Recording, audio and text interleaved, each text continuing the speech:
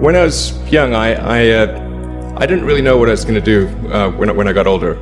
People kept asking me, but then eventually I thought that the idea of inventing things would be really cool. And the reason I thought that was because I read a quote from Arthur C. Clarke, which said that a sufficiently advanced technology is indistinguishable from magic, and that's really true. If you go back, say 300 years, the things that we take for granted today you'd be burned at the stake for. Being able to fly, being able to see over long distances, being able to communicate, and having access to all the world's information instantly from almost anywhere on the earth. This is stuff that really would be magic, or would be considered magic in times past.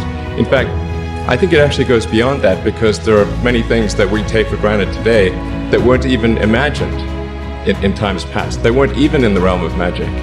So it actually goes beyond that. So I thought, well, if I can do some of those things, basically if I can advance technology, then that's like magic, and that would be really cool. And I also had sort of a slight existential crisis, because I was trying to figure out what does it all mean? Like, what's the purpose of things? And I came to the conclusion that if we can advance the knowledge of the world, if we can do things that expand the scope and scale of consciousness, then we're better able to ask the right questions and become more enlightened, and that's really the only way forward. I think about what technology solution is necessary in order to achieve the particular goal, and then try to make as much progress in that direction as possible. I think being a multi-planet species and being out there among the stars is important for the long-term survival of humanity. But then the part that I find personally most motivating is that it creates a sense of adventure, and it makes people excited about the future. If you consider two futures, one where we are forever confined to Earth until eventually something terrible happens, or another future where we are out there on many planets, maybe even going beyond the solar system. I think that second version is incredibly exciting and inspiring, and there need to be reasons to get up in the morning. Life can't just be about solving problems.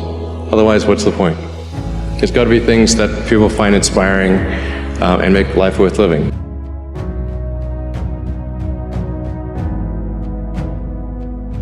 When my brother and I were starting our first company, instead of getting an apartment, we just rented a small office, and we slept on the couch. And we showered at the YMCA, and we're so hot up we had one computer, so the website was up during the day, and I was coding at night, 7 days a week, all the time. And I sort of briefly had a girlfriend in that period, and in order to be with me, she had to sleep in the office. So work hard, every waking hour. That's the thing I would say, particularly if you're starting a company. A natural human tendency is wishful thinking.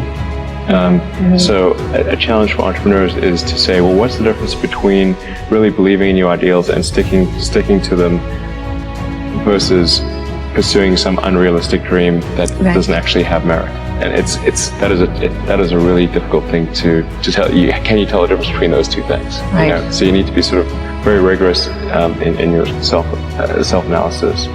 I think certainly extremely tenacious, and then just work like hell. You just have to put in 80 to 100 hour weeks every week. All those things improve the odds of success. Or how do you think about making a decision when everyone tells you this is a crazy idea? Or where do you get the internal strength to do that? Well, first of all, I'd say I actually think I feel fear quite strongly. So it's not as though I just have the absence of fear. I feel it quite strongly. But there are just times when something is important enough, you believe in it enough, that you do it in spite of fear. People should think, well, I feel fear about this, and therefore I shouldn't do it. It's normal to feel fear. So you just feel it and let the importance of it drive you to do it anyway? If you just accept the probabilities, then that diminishes fear. Drive overrides fear. It's about believing in the future and thinking that the future will be better than the past. And I can't think of anything more exciting than going out there and being among the stars.